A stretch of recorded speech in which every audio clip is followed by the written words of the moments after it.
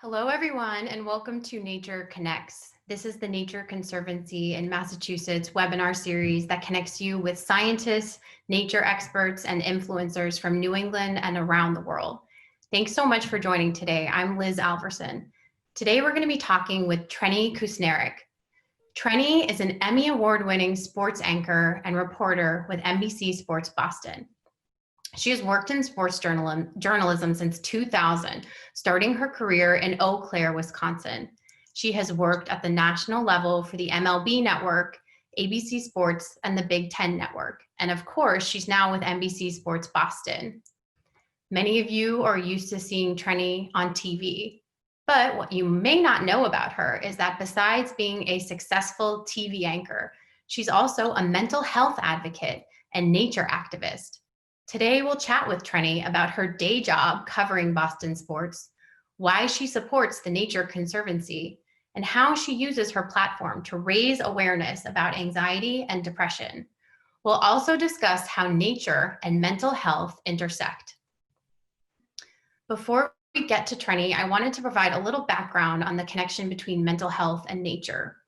Depression and anxiety are serious and prevalent conditions, and research across scientific fields shows being in nature and feeling connected to nature can enhance our psychological health and well-being, and it can also help manage symptoms of anxiety and depression. The National Institute of Mental Health reports that more than 17 million adults in the United States have had at least one major depressive episode. And anxiety disorders are even more common. More than 31% of US adults have experienced an anxiety disorder at some time in their life. And women are more likely to experience anxiety disorders than men. There are thousands of studies demonstrating that nature has a positive impact on our mental health. Just walking in the forest can alleviate anxiety and depression. For example, a study of nearly 600 people out of Japan showed a significant decrease in symptoms of anxiety and depression after a brief walk in the forest. And exercising outdoors is even better for our mental health. A UK study of 262 physically active people between the ages of 18 and 71 showed that those who engaged in outdoor physical activity reported significantly lower anxiety levels when compared to those who exercised indoors. Even just hearing sounds of nature can improve our mood. A Turkish study of 114 people living with anxiety revealed that just hearing sounds of nature on headphones can lower our anxiety levels and our respiratory rates. As you can see, the science shows that the connection between nature and our mental health is so powerful. And I think many of us have experienced this firsthand, especially during COVID. So this is why we thought having a conversation today with Trenni about this important and timely topic would just be so relevant. Trenni is going to present for about 20 minutes and then she'll take your questions. Remember to, as you think about your questions, to enter them in the Q&A box at the bottom of your screen. Thank you so much again for joining us today. Hi, Trenni, take it away. Hi, Liz. Thanks everyone for having me. As Liz said, my name is Trenni Kusnierek. I work for NBC Sports Boston. And I'm also someone who has struggled with anxiety and depression since I was a little kid. I'm also an overachiever. So when Liz read off the stat about how a large percentage of adults have had at least one depressive episode, my thought was, I overachieved. I've had like 4 or 5 in my life. I'm like, above average in depression. But all jokes aside, mental health, especially during COVID, is one of the most pressing issues right now, next to keeping everyone physically healthy. For me, getting outdoors has been really integral to keeping my mental health in a good place right now. Just this past weekend, I headed up to the White Mountains to go hiking. And I'm not sure, I'm sure that most of you who are on this webinar, your kind of mind is always all over the place. We're always being drawn in by television, our computers, our phones. It's really hard to focus in on one thing. And part of that is really an anxious mind, right? There's so much information coming at us all the time that it's hard to just sit down, be quiet, and find sort of your own clear mental health space. But I noticed on Saturday that this is very easy to do when you're climbing in the White Mountains. I pitched to a couple of my friends, like, hey, let's go do the South Hancock Loop. We'll do 2 mountains. I'll check 2 off my 48 of the 4,000s. It's this nice, easy, beautiful meander through the forest. There's beautiful leaves and trees. And then you make a left to go up to the North Peak. Well, within about 100 feet or so, we were on an incline like this, straight up. And my legs were burning, my lungs were burning, we were climbing. But in that moment, I actually noticed that I wasn't thinking about anything else. The only thing I was thinking about, and what often happens for me when I go into nature and trail run or hike, is that I can't think about work. I can't think about personal issues. I can't think about the person who is on social media and attacking me, because I have to see exactly where I'm going, because one slip and I could really hurt myself. And in that moment, I actually thought to myself, okay, here you go again. You're thinking about other things because you're thinking about where your head is at. But it is a clarity that brings something that I can't seem to find anywhere else. To give you a little background about me and my mental health journey, as Liz said, I work in television sports, and I have since the year 2000. But my struggles with anxiety and depression actually started as young as around 4 or 5 years old. I grew up in the Midwest, great mom, dad, brother, sister, sort of idyllic, suburban house, used to go to the lake on the weekends. But when I was a really little kid, from the time I was a really little kid all the way through really the beginning of college, I would notice that anytime I would go away from home, I would get violently ill. Like, I would get sick to my stomach, I would get nauseous. A lot of times my parents would have to come pick me up from sleepovers. And at the time, we didn't have a name for it. My parents just sort of teased me and said, oh, you're always homesick. You don't like to be away from mommy and daddy. But the reality was, anytime my environment changed, anytime I was somewhere other than where I could sort of control the schedule and know exactly where I was, I would have this heightened anxiety that would overtake itself. And to sort of overcompensate for that, or to try and compensate for that, I just became really diligent in my schoolwork, in sports. And by sports, by the way, and this might make all of you think I'm a terrible sports reporter, I mean, I was captain of my high school pom-pom squad. But I always loved performing in front of people, and being and showing that spirit and that enthusiasm that I had to sort of hide what was going on the inside. It wasn't until I was in my first job in Eau Claire, Wisconsin, that I even realized that depression was a thing. My symptoms got worse through college. I would often realize that when I had a setback, a bad grade, struggles in class, a fight with a friend or a boyfriend, I would retreat to my room. I would cry a lot more than my friends. A lot of times I felt almost as if I was sort of out of my own body, like looking down from above at this person experiencing something, but not fully experiencing it. And after I graduated from Marquette University, I had a really hard time finding a job in television. This is so long ago, that I was sending out VHS tapes over and over and over again, and getting rejection letter after rejection letter after rejection letter. And for someone who had overachieved most of her life, this sent me into a spiraling depression. And it was juxtaposed by a breakup with someone that just made me feel really worthless. And like my life wasn't of any value. I stopped sleeping. I lost a lot of weight, sort of all the telltale signs of depression. But even then, in the late 90s and early 2000s, it really wasn't something that we talked about. It wasn't until I went to take my younger brother to the pediatrician and broke down in my pediatrician's office and explained to him what was going on, that he looked at me with admittedly not the best bedside manner and said, well, you're depressed. We could put you on some medication and you'll start to feel better, but you might want to find a therapist.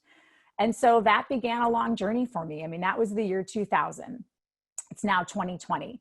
I've spent the better part of 20 years learning to manage my depression, learning to manage my anxiety, trying to find different things that fit. And one thing that always has sort of made me feel better was exercise and getting outside. I started running while I lived in Pittsburgh. That helped my depression. And then when I moved here, in 2012, the mountains were just north. And a friend of mine had suggested once that we go for a hike instead of a run. And I found myself at peace in that place more so than anywhere else. And trust me, I had tried everything. I had done medication. I have done hypnotype therapies, spirit journeys, all types of different things. But I do find that after I'm outside breathing in the fresh air and all of my senses are activated, that makes me feel the best. And it's hard. It takes a lot to manage this when you're in a very public position. And the one thing that I really like about the direction we're going when we talk about mental health is people are no longer living in the shadows with it. For a long time in sports, I didn't talk about it publicly because I didn't want to lose a job. I didn't want to not be seen as a good employee, someone who was going to be a problem. And so I didn't speak up about it. It wasn't until 2012 when Junior Seau, someone who on the outside looks completely pulled together and wonderful, died by suicide. He shot himself in the chest so that they could preserve his brain and look at it with the hopes of helping others. But he was in such despair, even though on the outside he looked okay, that it was in that moment that I said, I don't want this to keep happening. I'm lucky enough to have a voice. I'm going to use it, and I'm going to talk about my own experiences with this.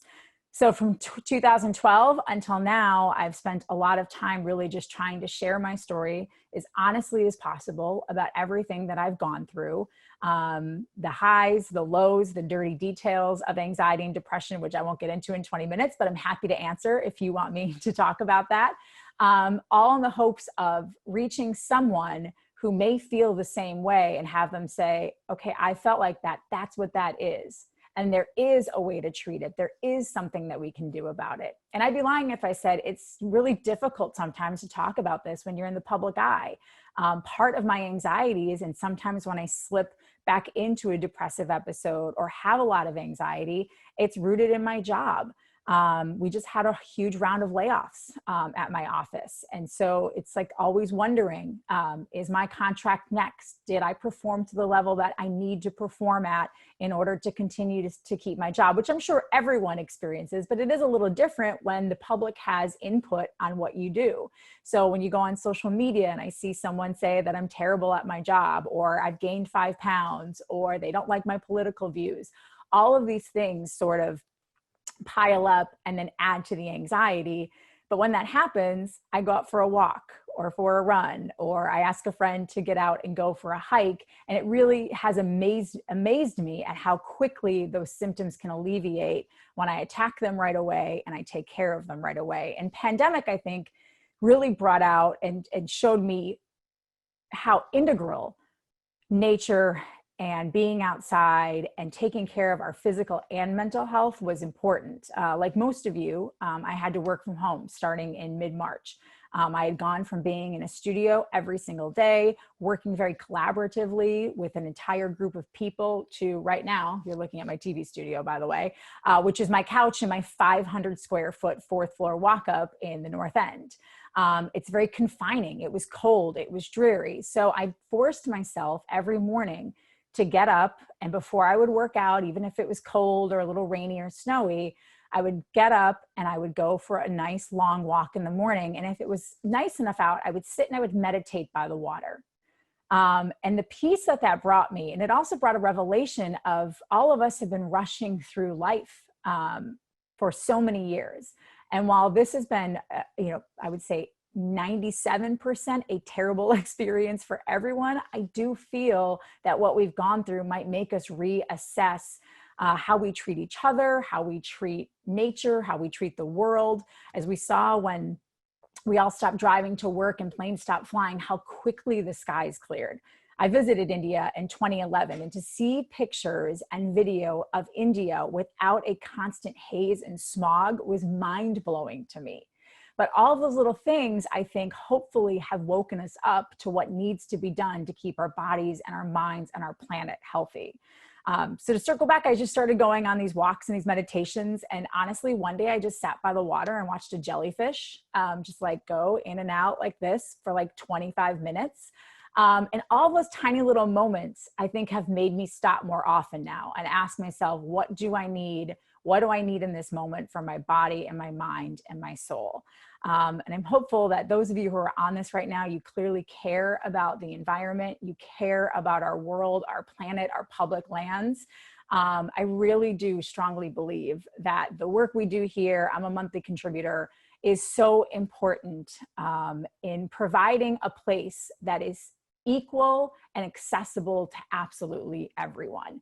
And I can't say enough about how much the outdoors and getting outside of myself and caring about nature and the animals and the plants and everyone who uses those same shared public lands has made me, honestly, I think, a better, healthier person.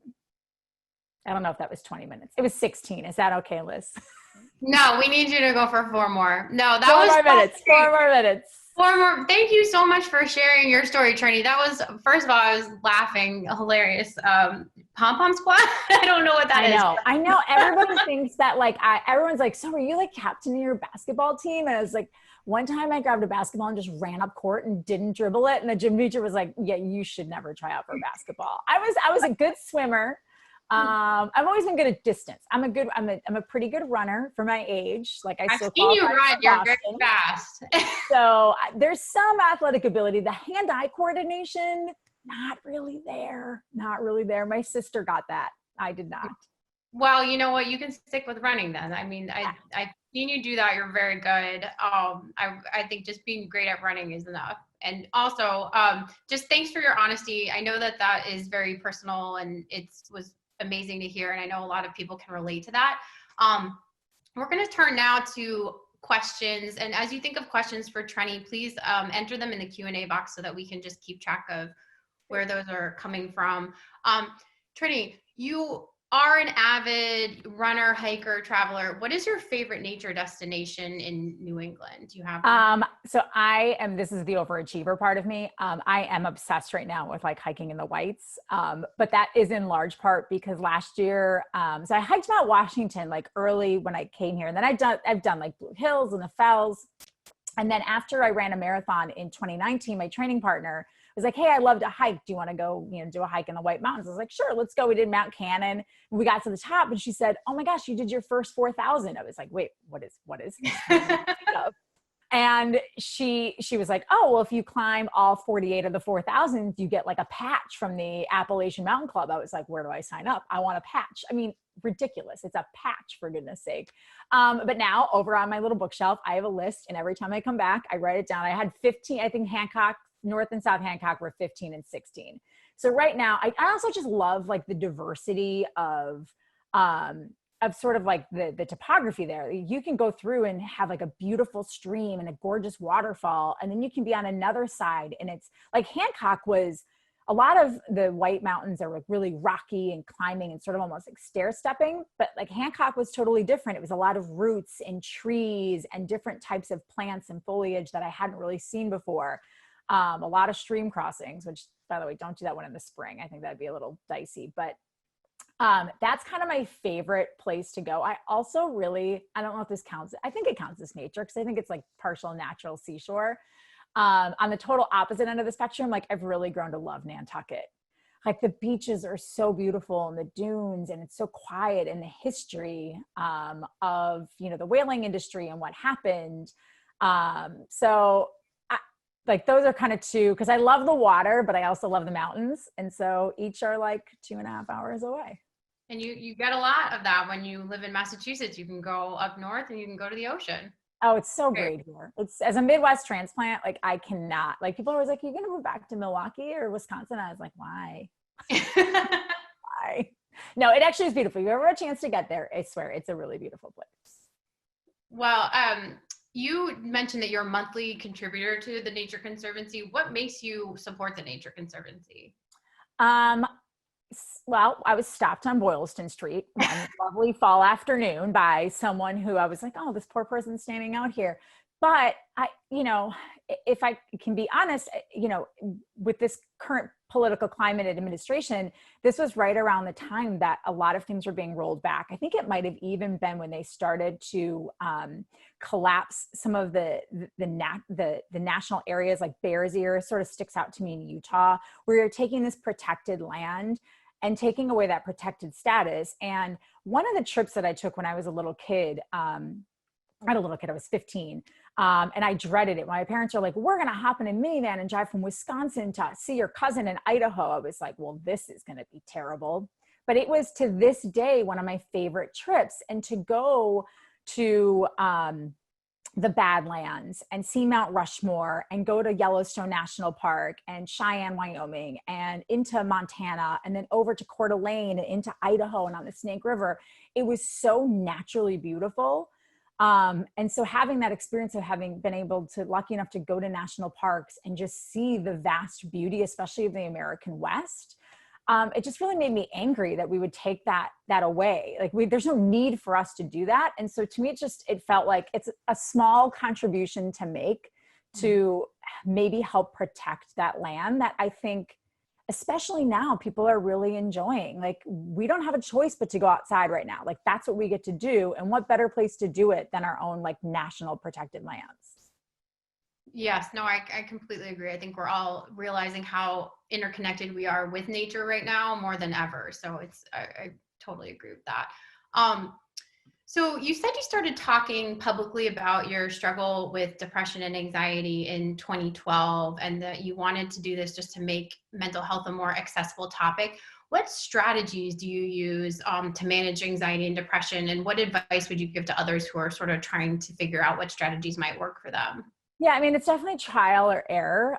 For me, it's kind of wherever I'm at on that day. So I just thinking back to like a month ago, or maybe it was 2 months ago now, I feel like the time just sort of melds together because we're all inside all the time.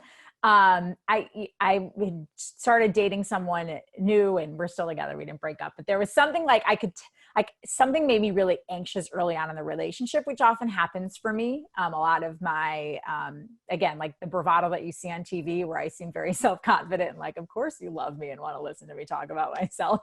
In real life, it's a lot of like, you're not good enough. This person isn't going to like you, like this constant loop in my head. And so I was kind of caught in that loop with this guy. And so rather than, and I thank my therapists for this, because you learn coping mechanisms and you learn to take a step back. And because in the past I might've just like fired off a text to him and been like, this is still making me mad from dinner on Saturday. And that's still in my craw. Instead, I just took my journal and I went down and I sat by the water and I meditated for a little bit. And I just like listened to the water, like lapping up against the rocks. And then I journaled it out and then I felt better. So I think for some people, if you can write it out, like what's on your mind and flush it out, even if it's a letter to someone that is making you angry or anxious, you never have to send it. I would not recommend putting it like in an email. Maybe do it in a Word document just so you don't accidentally hit send. But I do think there's also something like to the physical act of sitting outside and writing and just having sort of all of that, like that calming aspect to it. I run. Like if I'm really feeling a little stressed out, sometimes I run. Honestly, sometimes I just watch like mindless television. Like I love to watch like Schitt's Creek or The Good Place, like something that is uplifting and happy and reminds you of like the goodness of people and individuals. Because sometimes you just need to veg out, you know, or sometimes I'll call a friend and talk to them. I think the great thing about mental health now versus, 20 years ago when I was first diagnosed is in some cases and circles and communities, it is still stigmatized, but not as much as it was before. Like I love that we're seeing so many pro athletes come out very honestly and talk about, like, even just now, there's an article today in the LA Times about the bubble, the NBA bubble, and how difficult it was on a lot of those players' mental health to be stuck in that bubble for 100 days, where you can't escape anything because there's no literal escape from where you are. And I think that's great, because I think the more we can talk about it, the more people are comfortable talking about it, the less of a burden it feels on you. I've heard you say before that, you really work hard to try to convince friends and family to take action for the environment. What are some of the top things that you encourage people to do in their everyday life? Vote. Vote so that for people who want to protect that land and protect our environment. But also I feel like there's just small things you can do, right? Like, I hate when I go to my mom's house and I see that she like went shopping and she used like the plastic bag. I was like, you don't have to use the plastic. First of all, you have a million plastic bags. Take them, or one, get paper. It's not that hard to carry. Or two, take those old plastic bags if you insist on getting them, and then take them back to the store with you.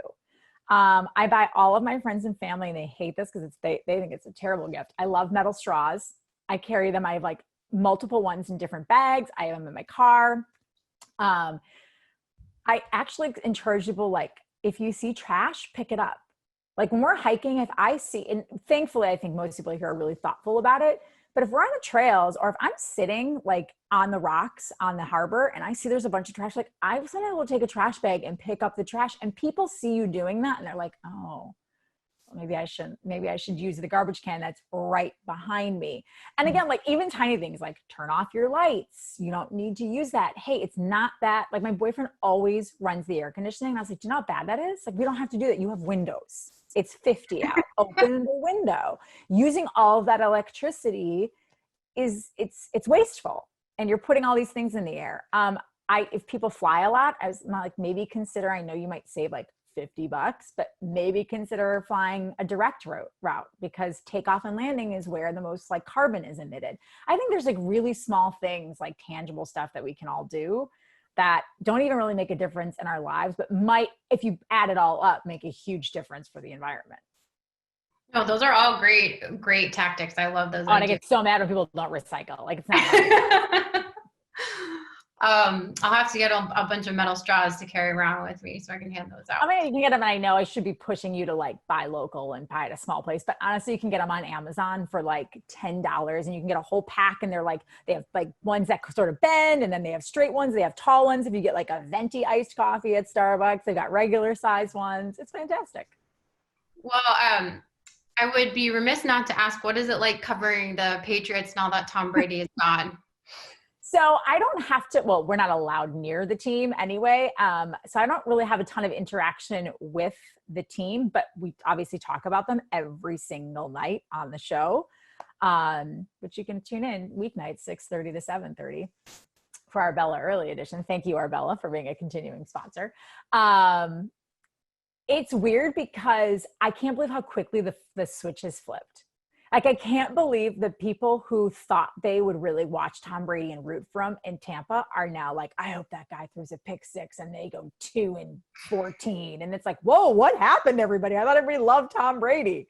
And how quickly they've embraced Cam Newton, and how differently, like, even Bill Belichick responds when you ask him about Cam Newton. Like, if you ask him about Tom Brady, like, I don't know if anybody remembers this, when Tom, I think he like cut his hand or something before a playoff game. Like he was clipping something. Either way, it was like a small like cut somewhere. And it was like big news before the game. And then afterwards, Bill Belichick was asked about it. He's like, it's not like he had a heart attack.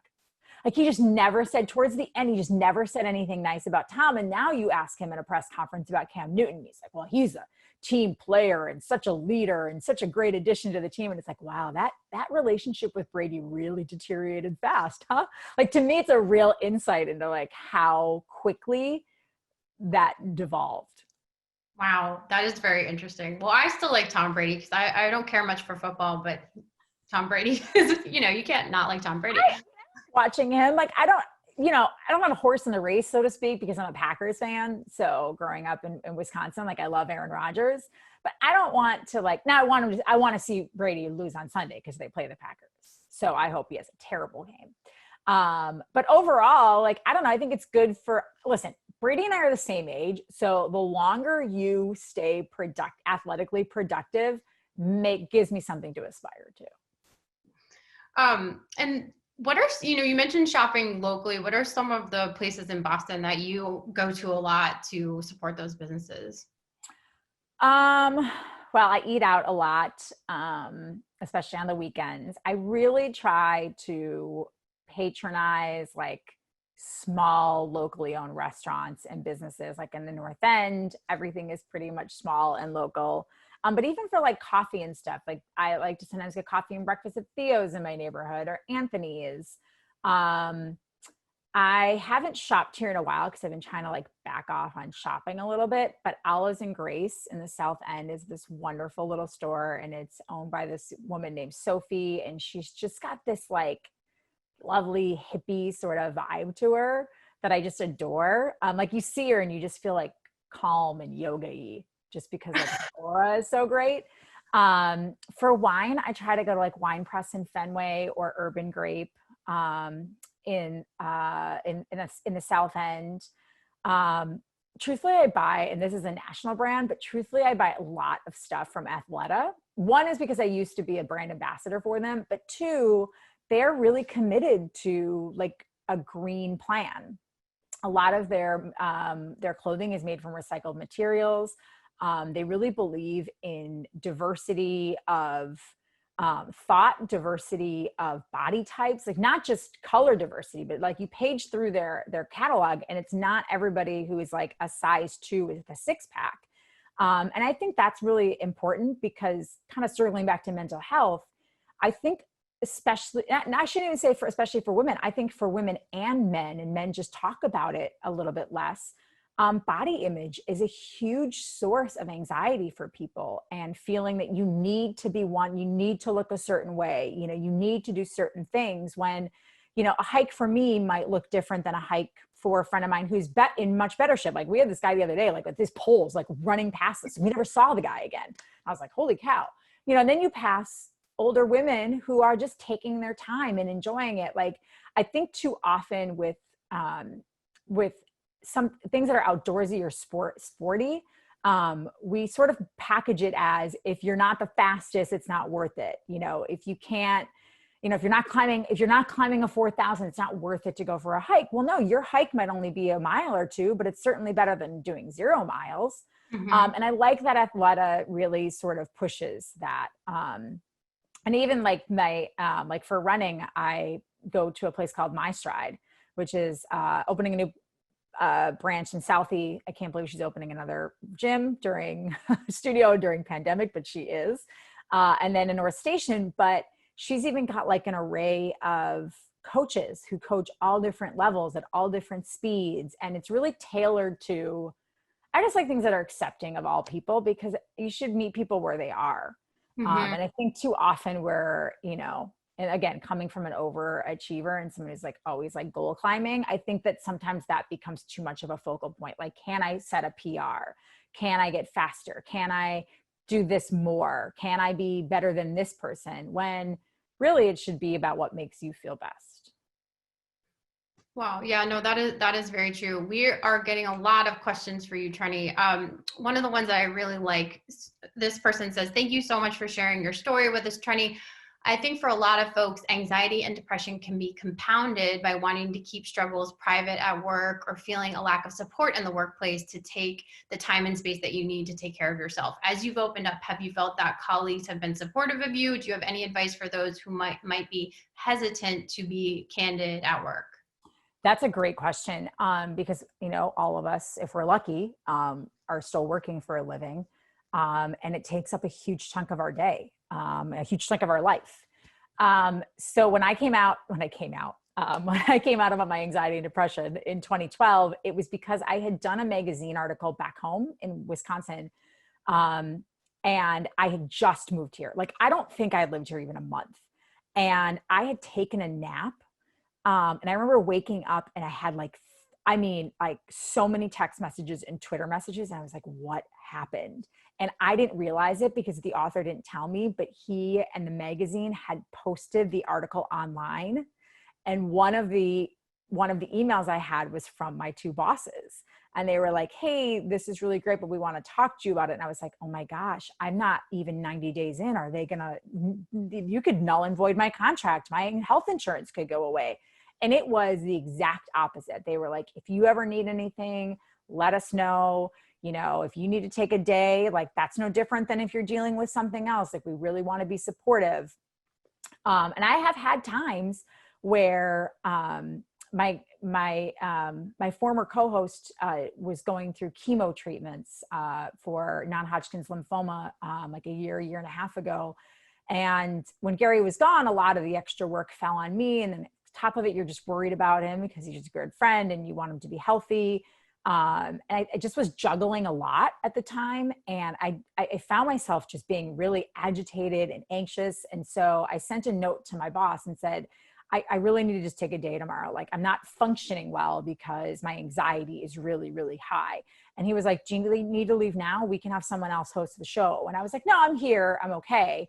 But I have found people to be surprisingly supportive, and then oftentimes come to me privately and say, I'm not ready to talk publicly about this, but it's so nice to have someone at work to talk to. I would always maybe start like, with HR, because that's sort of their wheelhouse. But I think for me, I just started with my bosses. I had no choice. It was like out there on Twitter. Hey, everybody, I have depression. And one time I cried in the closet forever, and didn't want to leave. So that was a little hard to escape. But I think sometimes we don't give people enough credit for being understanding. But with that said, I still get a lot of messages on Instagram from people saying, I tried to talk to my boss, I tried to talk to my family, and they dismissed it. And I don't want to stereotype, but more often than not, these are men who say this, because I think men and Black and brown communities I always say those are the three most vulnerable communities, because it is still highly stigmatized. Like, I look at women, in particular white women, and we're all like, oh, well, everybody on Sex and the City had a therapist. Like, I don't know a friend that does not have a therapist. But for men, I think it's different, because there's this masculinity aspect. I think that there's an access aspect in some of our and our communities that socioeconomically, not on the same level as maybe the community you or I live in.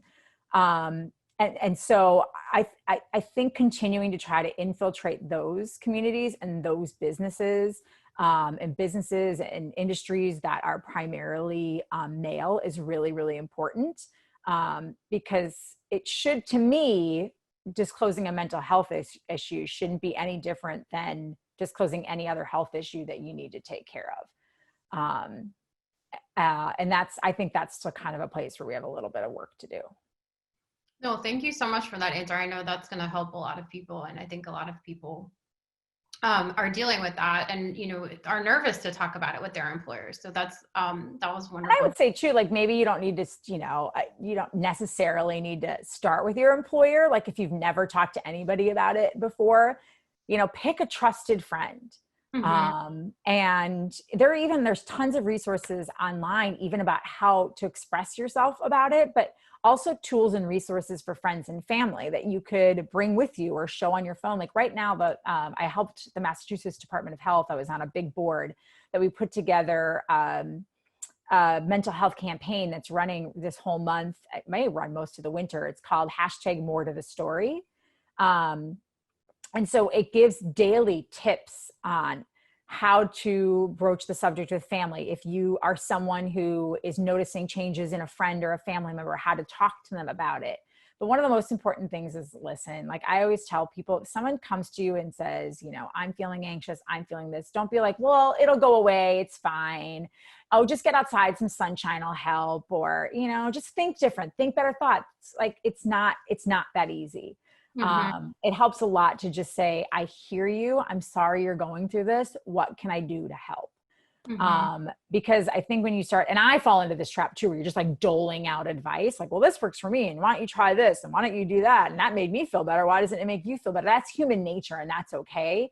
But maybe taking a step back from yourself and realizing that everybody needs something different. But what we all need is just someone to be understanding and listen to us. No, that's so true. We have a question about the Nature Conservancy. How well do you think the Nature Conservancy does at promoting nature and the importance of conservation? How do you think we could do better? And what channels of communication do you think reach the widest audience? Oh, that's a great question. Sadly, I think things like Instagram and TikTok, people love pictures, right? And I do think that, I read emails. I love like the magazine, and I'll actually like read the magazine and read the articles in it because I'm interested in it. That's probably like an over 40 thing, or maybe even I'm an older soul on that side. So maybe even like an over 50 thing.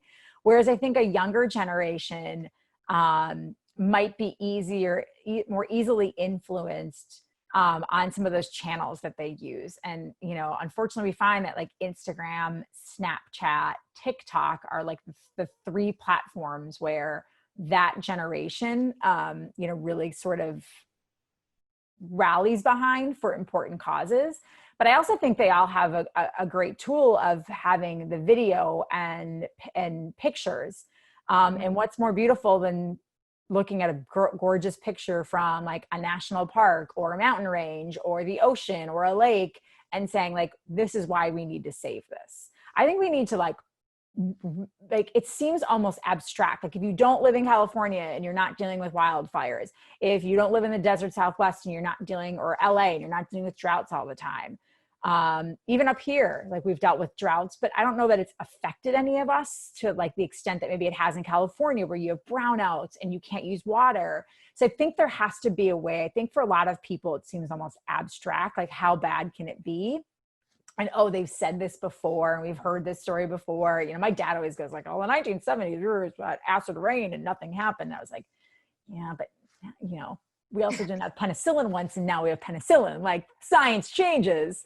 So I think showing people where it affects them is a really powerful tool. Like you may not think much about this, but did you know that, and I, not being a true conservationist or scientist, I don't have like a great example off the top of my head, but I'd have to imagine that a lot of the little things we do in our everyday life affect us in ways that we're not even aware of. Okay, sounds like we need to get on TikTok. I don't even know. I don't even have a TikTok. Like, I don't know how to use it. Like, and maybe TikTok's not the best, but I do find that like all of the kids are on the TikTok. We're on the TikTok. They're on the TikTok. But I do think too, this younger generation, Liz, I think that the like millennials and Gen Z and whatever my niece is at age 10, almost 11, like I don't know what that is, but I think that the environment is much more important to them than we realize as well. Like I think that climate change is something that is a very real threat in their minds because they've seen the changes and they believe the science behind it. So I'm not sure that that's the generation we have to win over as much. I think we just have to keep them engaged. Mm-hmm. No, that is a really great point. And speaking of the younger generation, we have a question from 9-year-old Jack, who says that he loves the photo of the dog, wants to know all the details about the dog, the name, is it your dog? And wants to say that his dog provides a lot of mental health benefits and wanted to know if yours did as well. That is not my dog. That's my training partner and hiking dear friend, Sarah. Her last name before getting married was Doucette. So when she got married and became Sarah Gerber, they named their dog Deuce. Deuce is the sweetest dog. He's so well trained. He's a great hiker. Like that picture that we took, Sarah and I think we did 12 miles that day because we had a park in an overflow lot. So we had to walk 1.5 miles to the trailhead and 1.5 miles back. And Deuce was a rock star. He is just like, I know these pictures were posted on my Instagram, Jack, but like sometimes when I'm sitting in the back, Deuce will just like cuddle up on me and I'll just like pet his lovely, like amazing fur. He's a sheepadoodle. He is a sheepadoodle. And it's just, he's a great dog, but yes, they say that like pets are a really important piece to our mental health because like even just the act of like, think about even the act of just like petting, how calming it can be to pet a cat or pet a dog or walk with them. It forces you to get outside, right? Because dogs have to go to the bathroom. But Jack, I think maybe this time next year I'll have a dog. My place isn't big enough right now, but I'm looking to upgrade before I like around the next time my next contract hopefully gets finished. And then I'll have a bigger place and I'll feel better about getting a dog. So I'll have one soon, but for now I just steal my friends. They do require a lot of space. That makes sense. Borrowing a dog is a good way to go. So we have a question about Okay, in your opinion, who are the best sports reporters in Boston, and who is your favorite Boston sports personality? And have you ever connected with others who are dealing with depression? I'll work backwards. If you're talking about athletes and broadcasters, it was surprising to me how many of them deal with anxiety and depression. And I think part of that is, again, living a public life. And, I always say when someone's like, you have to, learn how to have thick skin and you need to learn how to handle criticism. It's like, yeah, but it's not criticism. A lot of times it's not criticism about our job, right? It's personal attacks, which, all due respect, like my financial planner probably isn't getting a personal attack on Twitter for the whole world to see, including her mom and dad.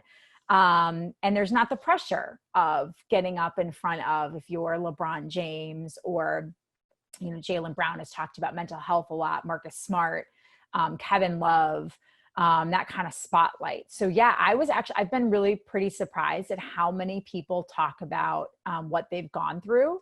In terms of favorite athlete, it kind of changes, and it's different for me because I actually kind of get to know these guys a little bit. Like I'm obsessed with Jaylen Brown right now. I just think what he's doing on the court, but also what he does off the court in terms of social justice and equality, is really admirable. It's not an easy place to be because you put yourself front and center, and as a target for more attacks, because there are going to be people who think that you should stick to sports, right?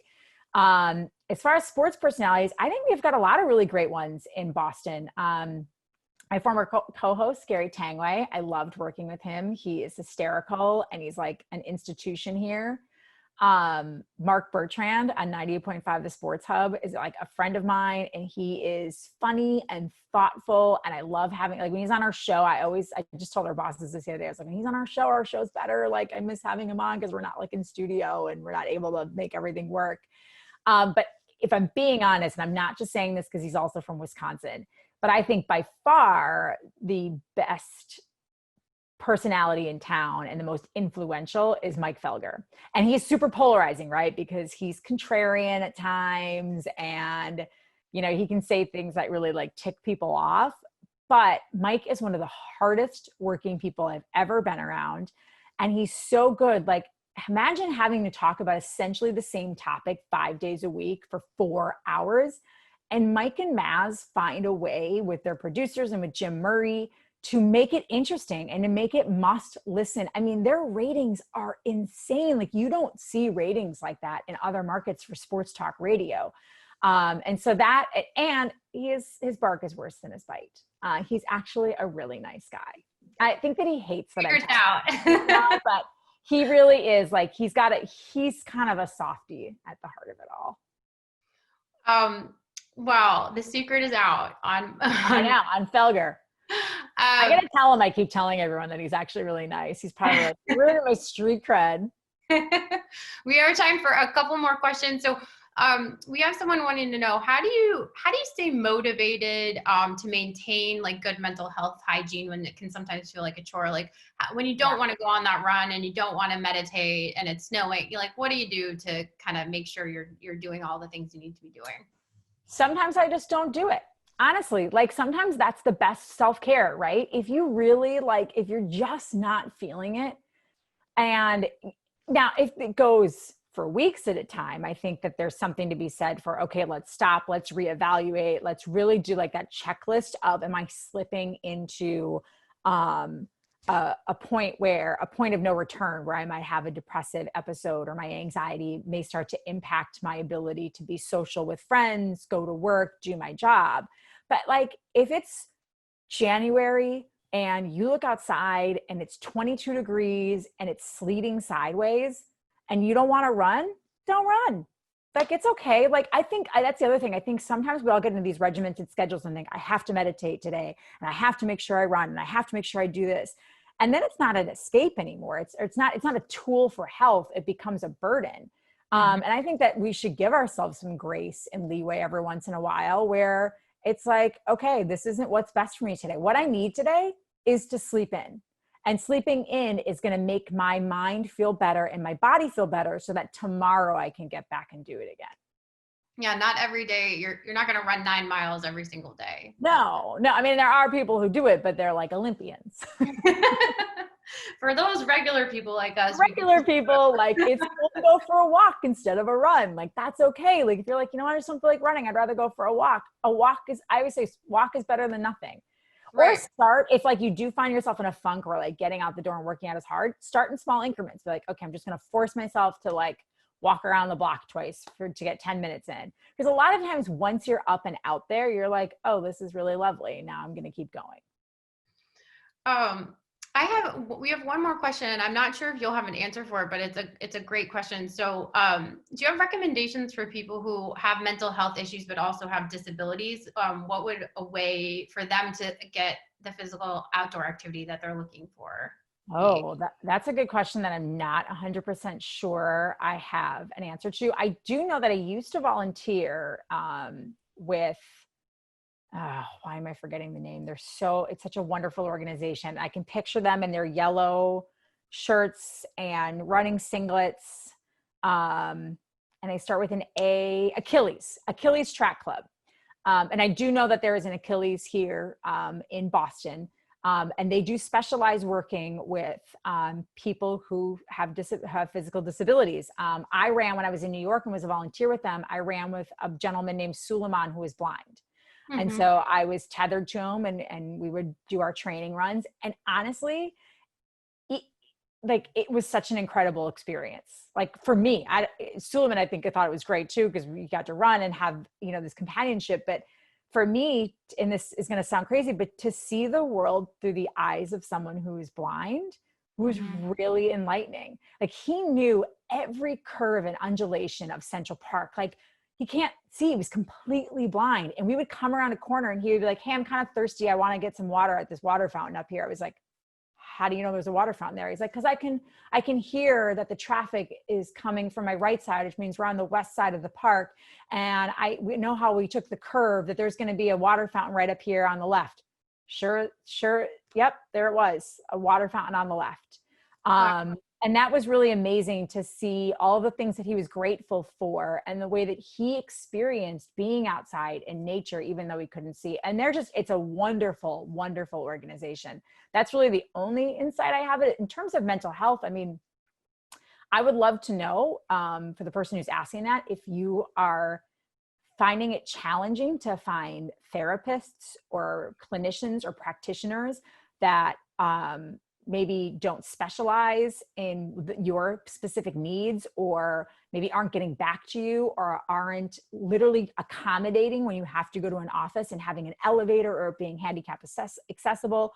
I do a lot of work with the Massachusetts State Senate. If that's an issue, please find me. You can easily email me and tell me, because I will take that to Karen Spilka, and I will take that to Cindy Friedman and say, hey, this needs to change. Like that's something we've never thought of before, because even though we're all mental health advocates, to the best of my knowledge, none of us have that added element. Well, thank you for offering to do that, Trenni. If that person wants to chat us your contact info, we can put you in touch with Trenni. Yeah. So just to close, what's your greatest hope for nature and people living with mental health conditions right now who might not be feeling like they're seen? I mean, for nature, I hope that we take care of it. I hope that it doesn't disappear. When I took a trip to California around Labor Day to go hiking in the Sierras, and it was disheartening to see the sun clouded out by smoke, and to go for a run one morning and think that I was smelling a campfire, but it wasn't a campfire. It was fires hundreds of miles away, and the air quality being bad. And like, it's so precious. Sure, it replenishes, but it takes a long time for those things to heal and come back. So I hope that we can, quite frankly, get our heads out of our butts and realize that this is a really critical, crucial time, and that we are losing things, and it's going to start to have an even greater impact on humans in terms of displacement, poverty, hunger. Again, things I think we don't always see in the United States because we're pretty blessed to live in a wealthy country. But I don't want my neighborhood underwater. Living close to the water. I would like us to get these things under control. As far as mental health, you know, sort of speaking to the last person, the person who asked the last question, I would like us to get to a point where we don't see physical and mental health as separate.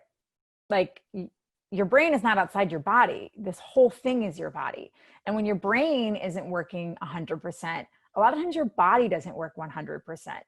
And so I would like us to get to a point where those two parts of our healthcare system are combined, where when you call a psychologist and say, hey, I'm really struggling, it's not like, well, I'm sorry, you know, I don't take insurance because I don't get reimbursed enough, or I'm filled up to this time because there's not enough clinicians to go around anymore because so many people are suffering.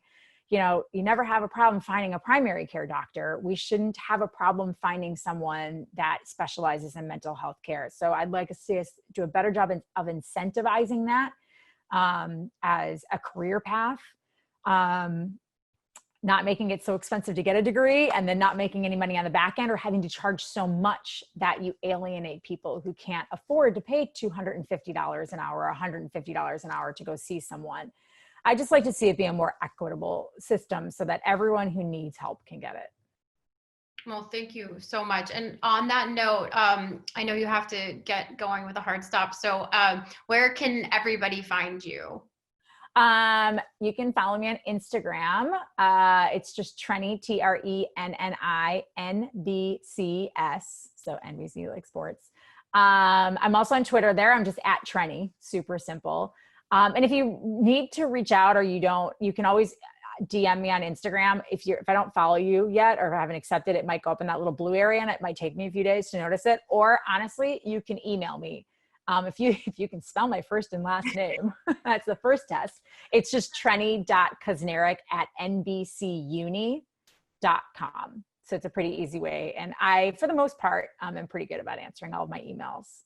Thank you so much. And you do have a great Instagram feed, so everybody should check that out.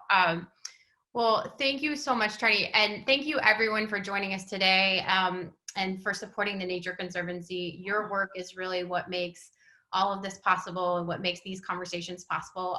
We're going to be sending everyone a follow-up email over the coming days with links to the resources that we talked about today and a recording of the webinar. And if you're enjoying these webinars, please share them with friends. You can follow us on social media at conserve_MA on Facebook and Instagram to keep up with our work and get updates on upcoming virtual opportunities to connect with us. Next week on October 22nd, please join us as we celebrate World Fish Migration Day. Yes, that's a thing, with TNC's Chief External Affairs Officer, Lynn Scarlett. And as always, you can find the latest webinar schedule and register at nature.org/MA. Thank you again so much for joining us, and have a wonderful afternoon. Thank you, Trenni. It was so great to see you. Thanks, guys. Bye. Thank you, everyone.